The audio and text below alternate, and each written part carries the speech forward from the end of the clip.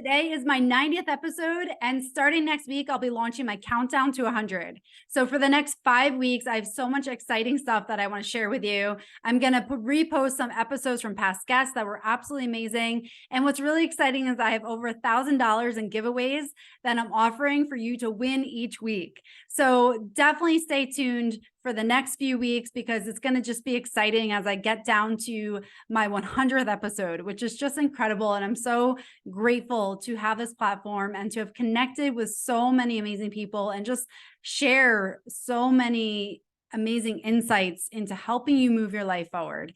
So definitely want to check that out. Stay tuned. And if you haven't done so already, subscribe to the podcast so you don't miss any of those opportunities to get in the giveaways. So there are incredible courses, clarity calls, coaching. I mean, just awesome stuff from amazing people that I'm just so excited to share with you.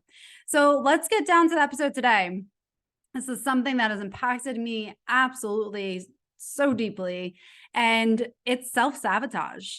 So as a perfectionist, high achiever, there are things that we do that maybe we don't even realize we do that are self-sabotaging us and our health.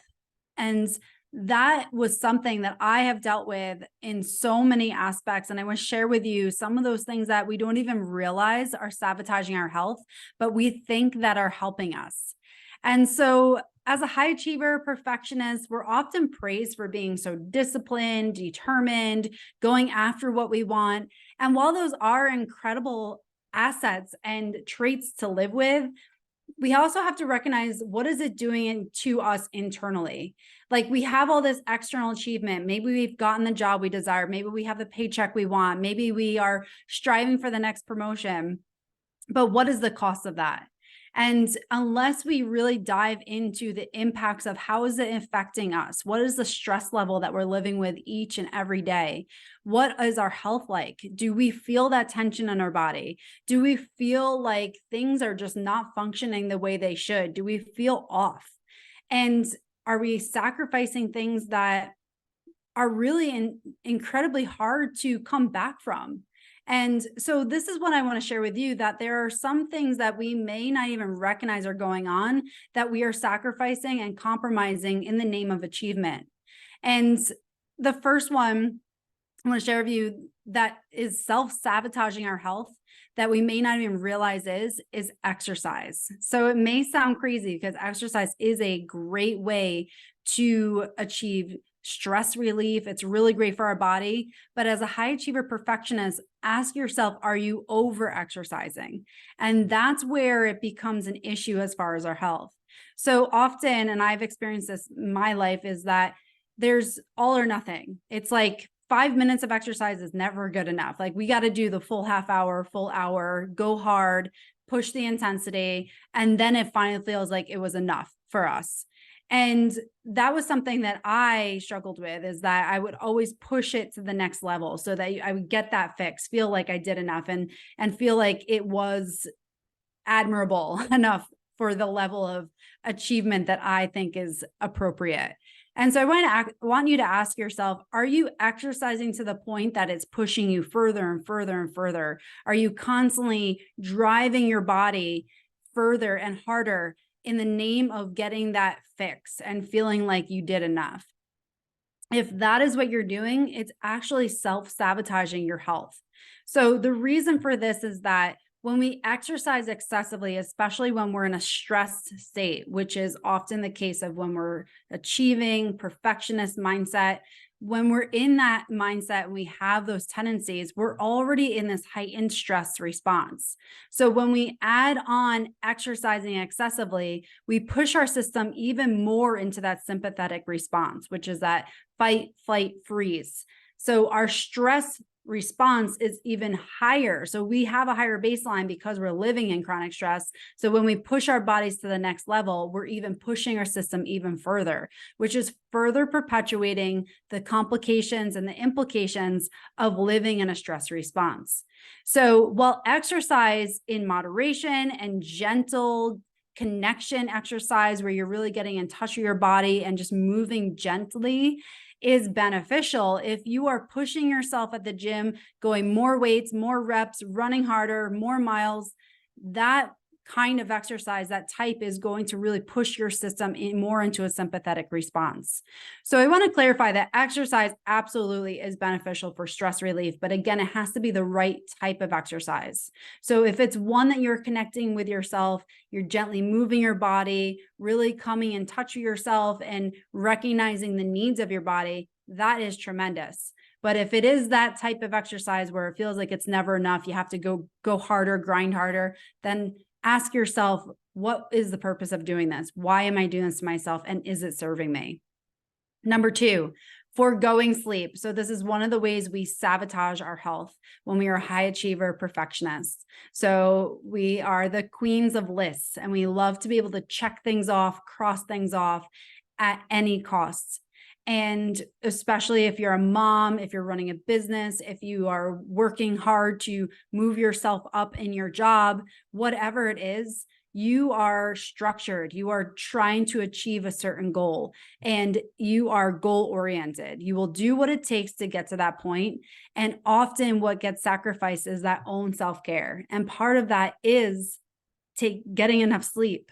So we end up burning the candles at both ends, where we are constantly grinding during the day, maybe getting up early to take care of things. And then at night, maybe we're still doing stuff. Maybe we can't relax because the sink is full of dishes. Maybe we can't relax because there are clothes on the bed that we need to fold. And so now we start taking away from the relaxation time at night and the sleep time at night. And sleep is absolutely crucial. I mean, it's no mystery how great sleep is for you. And it has tremendous benefits for our brain health, for cleansing our brain, for allowing us to reprogram our minds and allow us to have relaxation, get back into a more parasympathetic response. There's tremendous benefits to sleep. So if your high achievement perfectionist tendencies are really cutting into your sleep, again, ask yourself, how is this serving me? Is this serving me? Why am I doing this? How can I change this? And really recognizing that maybe it's affecting your health for the cost of achievement. So are you compromising your health for the cost of achievement? Next one is not accepting help. So this is something that I have dealt with my entire life. It is still something that I am working towards. Again, this is a work in progress, but I was the queen of doing things myself. And I felt like if I accepted help, it was a sign of weakness, that I was not good enough to do it myself. And that is a terrible limiting belief that I am still dealing with, but have lived with most of my life. And so I would always take on more than I really should, spread myself thin, not seek out help, not accept help, and just feel like I can do it. I'm fine. And just continue to spread myself thinner and thinner and thinner, even though deep down I was not okay. And so if you find yourself struggling to accept help, again, that's another way that we are compromising our health. Well, as a high achiever perfectionist, you can do amazing things, and you are capable of doing a lot of things for a lot of people and taking on big challenges. There comes a point where you need to start to help yourself by accepting help. And this is a really, really tough hurdle to overcome, but it is absolutely essential to start to allow people in to help you in ways that you need it. And again, this is not easy by any means, because there's a lot of limiting beliefs that are there, but just start bringing awareness to yourself. Are you someone who has a really hard time accepting help? The last way we sabotage our health in the name of high achievement is putting self-care and personal development on the back burner. So again, this is something that when you're a perfectionist, you tend to be a people pleaser too, and you tend to feel like you can do everything and you have a hard time saying no to anybody. So what happens is that you take on a lot, constantly take on a lot. You're doing extra things for maybe your kid's school. You're doing extra assignments at work. You're taking care of things at the house. There's so many things that require your attention, your energy, and your time. And in your head, you recognize that there's a lot, but you're like, I can do this. I'll figure it out. I always get it done. Somehow I always get it done. And while that may be true that you always get it done, at what cost are you getting it done? So a lot of times there's fly behind my head. A lot of times it is in the name of putting our self-care on the back burner. So taking care of everything and everyone else before ourselves. And it is also putting that personal development on the back burner. So maybe you recognize that you're in a place where you want to start to change your beliefs, want to start to change your routine, and you recognize it's not serving you, but you push it off waiting for that perfect moment for when you actually have time and energy to deal with it. Or maybe you recognize that your routine for your own self-care is not great. Maybe you're getting up, you're getting on your phone, you're feeling like you're reading the news, you're feeling down about that, you're stressing about finances, you're stressing about taking care of your kids, taking care of everything that needs to get done at work. You're always stressing about everything. And then you get to the end of the night and then you just lay there awake because you're still in your head thinking all these negative thoughts and you can't fall asleep. And so you recognize that you don't love this pattern, but again, you continue on with it because there's a demand for you. Everybody needs you to be at your highest caliber. And unfortunately, that self-care takes some energy to invest in. And that energy gets poured into everything and everyone else. And often we leave whatever scraps are left for ourselves. And that's really when we start compromising ourselves, compromising our health. So again, 4 ways that we self-sabotage our health in the name of high achievement and perfectionism is 1, over-exercising, 2, foregoing sleep, 3, not accepting help, and 4, putting self-care and personal development on the back burner. I can say in my life, I have done every single one of these for far too long and felt the impacts of my health. And I've shared my journey through this podcast and on many other platforms, but I struggle with an eating disorder. My health was compromised there. I struggle with chronic back pain because I did this. I ignored my needs, never honored myself, took care of everything, stressed out about everything, having to be perfect and get done and spreading myself thin, always being there for everybody else. And I suffered in the name of chronic back pain and panic attacks, experienced anxiety throughout my life because of that too. So it does not come without a cost. And while I know I've been there and it's an ongoing process, we feel like we're almost like superhuman and that we can take care of it because we always have. We've always been able to get it done. And while that, again, that may be true that you may be able to get it all done, what is it costing you? And start looking at yourself like, are you feeling joy every day? And if you are and you're getting everything done, that's great. Stick with it. But if you're feeling like you are getting drained gradually, if you're feeling like you are running on fumes, if you're feeling flustered, overwhelmed, in pain, tense, and just all the emotions that feel like you're just low or maybe shameful and guilty because you feel like even though you're doing all this, it isn't enough, then it's time to start looking inside and recognizing what needs to change here in your heart, what needs to change here in your head, and how can you start to cultivate an elevated energy within yourself so that now your outside world can mirror that.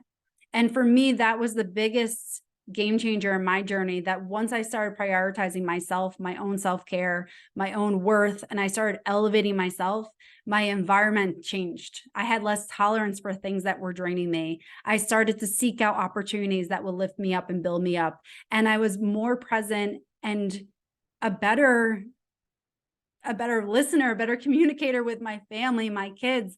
When I elevated, I actually became better at all the things that I worried would suffer if I took care of myself. So I want to share that message with you because I know I'm not alone. There are so many women out there and men who are high achievers, are perfectionists, striving for that goal, the end goal, striving for the external world to change that they can feel finally fulfilled. But we have to fulfill ourselves first before we can seek things out externally. External will never fill that void of what we have lacking within ourselves and what we desire, what we need to fill it. So again, if you found value in this, please share this with someone who could also benefit from it. And I'm just so grateful for you for being here today and listening to this. And again, for next week, starting the countdown to 100, please join me and get in some of the amazing giveaways that will be up and with some amazing guests that I've had on here. So thank you so much and enjoy the rest of your day.